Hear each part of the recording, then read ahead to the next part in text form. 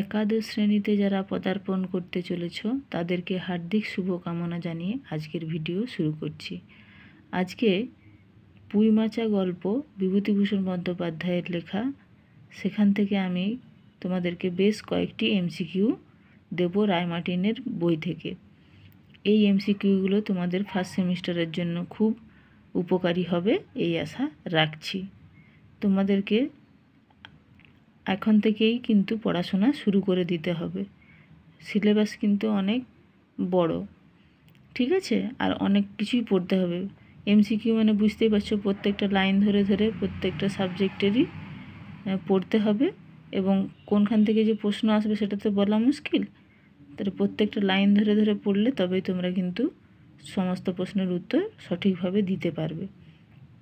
চলো পড়াশোনা শুরু করি। 61 নম্বর প্রশ্ন, মানে আমি কিন্তু এর আগের ভিডিওতে 60টা প্রশ্ন তোমাদেরকে বলেছিলাম এবং তার উত্তরও দিয়ে দিয়েছিলাম। আজকে আবার 61 নম্বর থেকে শুরু করছি। খেন্তির আশীর্বাদের পরেও সহায় হরি বিয়ে ভেঙে দিয়েছিলেন, কারণ উত্তরটা হবে ছেলেটি চরিত্রহীন ছিল বলে। 62 নম্বর প্রশ্ন, দুর্গাকে, উত্তর হবে মুখুজ্জে বাড়ির ছোট খুকি। 63 নম্বর প্রশ্ন, খুড়িমা মা বলে দিলে, এখানে খুড়িমাকে, উত্তর হবে খেন্তির মা। 64 নম্বর প্রশ্ন, ল্যাজঝোলা পাখিটার গায়ের রং ছিল, উত্তর হবে হলুদ। অনুরূপ প্রশ্ন, ওই যে কেমন পাখিটা হলো, উত্তর হবে ল্যাজঝোলা হলদে পাখি। 65 নম্বর প্রশ্ন, ল্যাজঝোলা হলদে পাখি যে গাছের ডালে বসেছিল, উত্তর হবে আমড়া। 66 নম্বর প্রশ্ন, খুড়িমা ওই যে কেমন পাখিটা, কার উক্তি এটি, উত্তর হবে দুর্গা। 67 নম্বর প্রশ্ন, ঘন বনটার মধ্যে কেমন আওয়াজ হচ্ছিল, উত্তর হবে খুব খুব। আচ্ছা, তোমাদেরকে আরেকটা অনুরোধ করি আমি, আমার এই ভিডিওগুলি যদি তোমাদের ভালো লাগে অবশ্যই লাইক, কমেন্ট ও শেয়ার করবে, আর আমার চ্যানেলটিকে অবশ্যই সাবস্ক্রাইব করে নেবে। আশা করি তোমাদের এই ভিডিওগুলো উপকারে আসবে। পরের প্রশ্ন, খেন্তির বাবা যে মেটে আলু নিয়ে এসেছিল তার ওজন ছিল কত, 15-16 সের।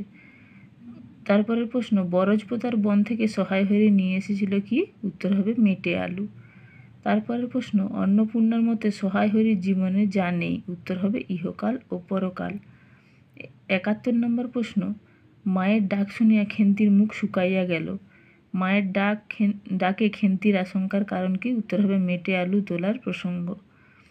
তারপরের প্রশ্ন, এই মেটে আলুটা দুজনে মিলে তুলে এনেছিস না, দুজন কে, উত্তর হবে সহায় হরি ও খেন্তি। তারপরে প্রশ্ন, সমত্ব মেয়ে বিয়ের যোগ্যী, সমত্ব শব্দের অর্থ কী, উত্তর হবে যৌবন প্রাপ্ত। 4টা করে অপশান আছে, তো তার উত্তরগুলো আমি তোমাদেরকে শুধু বলছি। পরের কোশ্চেন, পুঁইমাচা গল্পে যে হিংস্র পশুর নাম রয়েছে সেটি কি, উত্তর হবে বাঘ। তারপরে প্রশ্ন, অন্নপূর্ণা বলেছিল খেন্তিকে কারা চৌকিদার ডেকে ধরিয়ে দিতে পারে, উত্তর হবে গোসাইরা। 76 নম্বর প্রশ্ন, ভাঙা পাঁচিলের গায়ে খেন্তি কোন গাছের চারা রোপণ করেছিল, উত্তর হবে পুঁই শাকের চারা। তারপরের প্রশ্ন, জামার ইতিহাস নিম্নলিখিত রূপ, জামা কেনা হয়েছিল কোথায়, হরিপুরের রাসের মেলা থেকে 2.5 টাকা মূল্যে, গয়ের অপশানটা। 78 নম্বর প্রশ্ন, জামাটি তাহার গায়ে হয় না, কারণ স্বাস্থ্যোন্নতি। তারপরে প্রশ্ন, খেন্তির নিজস্ব ভাঙা টিনের তোরঙ্গের মধ্যে উহা থাকিত, কি থাকিত, উত্তর হবে জামা। তারপরে প্রশ্ন, অন্নপূর্ণা 3 মেয়ের জন্য পিঠে বানিয়েছিল কখন, পৌষ সংক্রান্তিতে। তারপরের প্রশ্ন, অন্নপূর্ণা প্রথমে খেন্তির সাহায্য লইতে স্বীকৃত হন নাই, কারণ হচ্ছে খেন্তির কাপড় চোপড় স্বাস্থ্যসম্মত ও সূচি নয়, মানে ঘয়ের অপশানটা। 82 নম্বর প্রশ্ন, তাহাকে বর্তমান পদে নিযুক্ত করিয়াছেন, বর্তমান পদটি কি হলো, উত্তর হবে নারকেল কোড়া। পরের প্রশ্ন, হাতের আঙ্গুল 5টি দ্বারা একটি বিশেষ মুদ্রা রচনা করিয়া অন্নপূর্ণা এই মুদ্রা দ্বারা কি করেছিল, রাধির হাতে গোলা দিয়েছিল। তারপরের প্রশ্ন, জ্যাঠাইমারা অনেকখানি দুধ নিয়েছে, বক্তব্যটির বক্তা হলো, উত্তর হবে পুটি। সংক্রান্তিতে ক্ষীর তৈরি করছিল কে? উত্তর হবে রাঙা দিদি। পরের প্রশ্ন, খেন্তির পাড়াতুতো সুরেশ কাকা ও তিনুর বাবা জাতিতে ছিলেন কি? উত্তর হবে ব্রাহ্মণ। তারপরে হচ্ছে পরের প্রশ্ন, ক্ষীরের পুর না হলে কি আর পাটিসাপটা হয়? উক্তিটি কার? উক্তিটি খেদির। তারপরে প্রশ্ন, খেদিদের বাড়িতে খেন্তি পাটিসাপটা খেয়েছিল কখানি? উত্তর হবে দুখানি। তারপরের প্রশ্ন, সে অত্যন্ত মানসিক তৃপ্তি অনুভব করিতেছে। মানসিক তৃপ্তির কারণ নারকেল কোড়া ভক্ষণ। পরের প্রশ্ন, মা বর্দি পিঠেই খাক ভালোবাসে, বর্দি হলো কে? উত্তর হবে খেন্তি। অনুরূপ প্রশ্ন, মা বর্দি পিঠেই খাক ভালোবাসে, বক্তাকে? উত্তর হবে পুটি। আবার অনুরূপ প্রশ্ন, দিদি বড় ভালোবাসত, দিদি কি ভালোবাসত? উত্তর হবে পিঠে। এগুলো তোমরা স্ক্রিনশট নিয়ে নিতে পারো বা পজ করে করে খাতায় তুলে নিতে পারো ভিডিও দেখতে দেখতেই, ঠিক আছে? পরের প্রশ্ন, সে নাকি অধিক মিষ্টি খাইতে পারে না, সে বলতে এখানে কাকে বোঝানো হয়েছে? পুটিকে। 92 নম্বর প্রশ্ন, সে মুখ বুজিয়া শান্তভাবে খায়, বড় একটা কথা কহে না, কার সম্পর্কে উক্তি? উত্তর হবে খেন্তি। পরের প্রশ্ন, খেন্তি কতগুলি পিঠে খেয়েছিল? উত্তর হবে 18-19টি।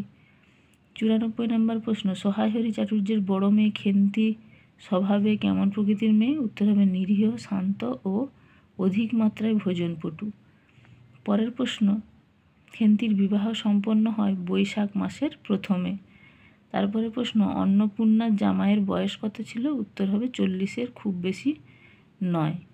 তারপরে প্রশ্ন, খেন্তি ও তার স্বামীর বয়সের ব্যবধান প্রায় 25-26 বছর।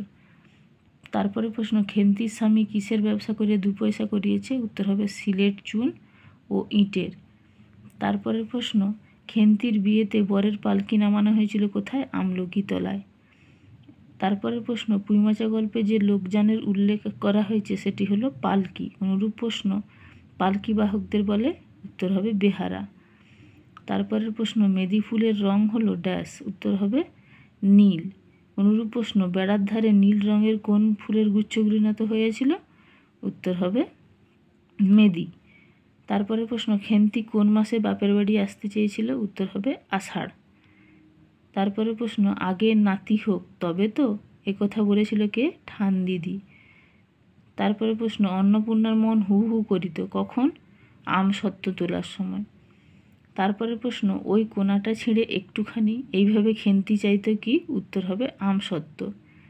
তারপরে প্রশ্ন, প্রতিবেশী কার সঙ্গে সহায় হরি কথা বলছিলেন দাওয়ায় বসে? উত্তর হবে বিষ্ণু সরকার। তারপরে প্রশ্ন, তোমার মেয়েটির হয়েছিল কি? বক্তা হলেন? উত্তর হবে এটাও বিষ্ণু সরকার, ঠিক আছে? তারপর দেখো আরও কতগুলি প্রশ্ন আছে, এগুলি তোমাদের সাথে আমি দিচ্ছি তোমাদেরকে। তারপরের প্রশ্ন, গহনাগুলো অসুস্থ অবস্থাতেই গা থেকে খুলে নিয়ে কোন অসুখ হয়েছিল? উত্তর হবে বসন্ত। অনুরূপ প্রশ্ন, বসন্ত হয়েছিল শুনলাম, উক্তিটির বক্তা হলেন? উত্তর হবে সহায় হরি। তারপরে প্রশ্ন, ও টাকা আগে দাও তবে মেয়ে নিয়ে যাও, কত টাকা? উত্তর হবে 250। অনুরূপ প্রশ্ন, টাকাটা ভায়া ক্রমে দিচ্ছি, কিসের টাকার কথা বলা হয়েছে? উত্তর হবে বরপণের টাকা। 110 নম্বর প্রশ্ন, কিছুক্ষণ দুজনের কোনো কথা শোনা গেল না, এখানে দুজন হলেন সহায় হরি ও বিষ্ণু সরকার। তারপরে প্রশ্ন, নীলকুঠির আমলে কার নামে বাঘে ঘড়িতে এক ঘাটে জল খেয়েছে? উত্তর হবে পরমেশ্বর চাটুর্যে। অনুরূপ প্রশ্ন, পরমেশ্বর চাটুর্যে ছিলেন কে? সহায় হরির পূর্বপুরুষ। তারপরে প্রশ্ন, পুঁইমাচা গল্পে উল্লিখিত একটি প্রবাদ হলো বাঘে ঘড়িতে এক ঘাটে জল খাওয়া। তারপরে প্রশ্ন, খেন্তি মারা যায় কোন মাসে? ফাল্গুন মাসে। তারপরে প্রশ্ন, তারই ওখানে ফেলে রেখে গেল, কোন স্থানের কথা বলা হয়েছে? টালার দুঃসম্পর্কের বোনের বাড়ি। তারপরের প্রশ্ন, পাটিসাপটা ছাড়া পুঁইমাচা গল্পে যে পিঠের নাম রয়েছে বা পৌষ পার্বণের দিন চালের গুঁড়ো দিয়ে কি তৈরি হবে? উত্তর হবে সরু চাকলি পিঠে। তারপরের প্রশ্ন, প্রথম পিঠেখানা পুটি কাকে দিতে গিয়েছিল? উত্তর হবে সাঁড়া ষষ্ঠী। তারপরের প্রশ্ন, শুকনো পাতায় খসখস করতে করতে ঘন ঝোপের মধ্যে ছুটে পালালো, উত্তর হবে শিয়াল। তারপরে প্রশ্ন, তাহার স্বরটাও যেন ক্রমে তন্দ্রালু হইয়া পড়িতেছে। কার স্বর? কাঠঠোকরা পাখি। তারপরে প্রশ্ন, দিদি বড় ভালোবাসত। বক্তাকে? উত্তর হবে পুটি। তারপরের প্রশ্ন, অনুরূপ প্রশ্ন, দিদি বড় ভালোবাসত, এই কথাটি শোনা মাত্র কয়জন কিছু সময় নির্বাক হয়ে বসেছিল? উত্তর হবে 3 জন, মানে খেন্তি, পুটি, রাধি ও তার মা, এই 3 জন। তারপরে প্রশ্ন, মাচার বাইরে দুলতে থাকা কচি কচি সবুজ এই পুঁই ডগাগুলো কিসের প্রতীক? উত্তর হবে প্রবর্ধমান জীবনের লাবণ্যের প্রতীক আর কি।